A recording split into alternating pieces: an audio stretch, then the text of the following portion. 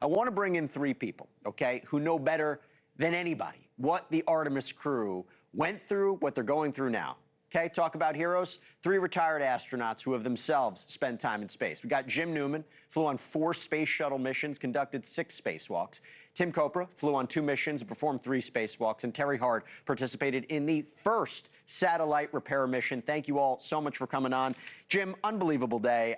What was your reaction to what you saw and what you heard? A little bit more details from this press conference from NASA. Well, one of the things that really stood out to me was that America, through this effort, has really decided to be part of the future. It's clear that humans are going to go to space, that we're going to go to the moon and live there. But what America has done is said, we intend to be part of the future. We're going back to the moon to stay. An Antarctic-style space station on the moon, that's where we're going. I can't believe my producers didn't tell me that you had a better background than me. My gosh, does that look good. Okay, we got to work on that back here. Tim, I'll go to you.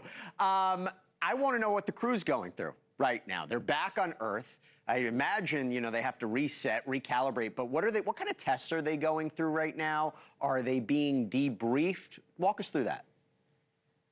For sure. And Jesse, thanks for having me on your show tonight.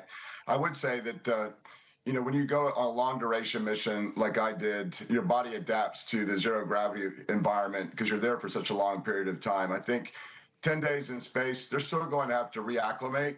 But at the same time, I think they're going to be super healthy and excited. They're going to make sure, just like a normal physical, make sure that they're healthy, probably get their first favorite meal when they're back, and if there's any sort of rehabilitation to make sure that they're healthy again, they'll do that. But they're going to be in great shape, and I'm certain they're excited to be back home with their family. And to be clear, the reporting from NASA was they were green, they're healthy, they're back here. Terry, one of the most amazing things I saw, Terry, was them re-entering the atmosphere. And there's that 6 minutes when there was a blackout, no communication. I will never go to space. It's not going to happen. It was like when I found out I'm not going to play in the NBA. I have accepted it.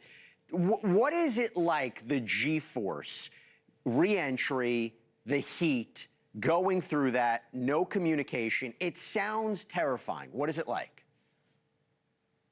Well, they felt like they weighed 500 pounds and they were in the middle of a fireball. So you can imagine what that's like. You know, we all flew on the shuttle, which was really quite a nice ride back with wings on that spacecraft.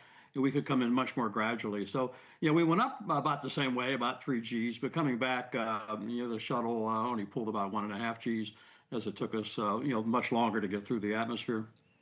Oh, you know, an elephant on your back and going through a fireball. Can't say I felt that way, but it's a good description.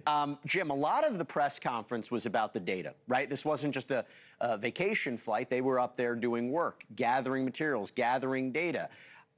2 questions to this, and it kind of goes to what I mentioned to Tim. A, how quickly can they gather that material and make it public? And B, are they going to make everything public? I mentioned they're going to debrief the astronauts. If they saw something that is potentially classified, how does that work? The first thing I can say is that I believe that NASA will share all the data. NASA has a history of being open about it to the point of having disagreements in public about whether to launch space shuttles or what the problems really are. So NASA, to a fault, will share the data. There was nothing that I'm aware of that would be classified on this mission.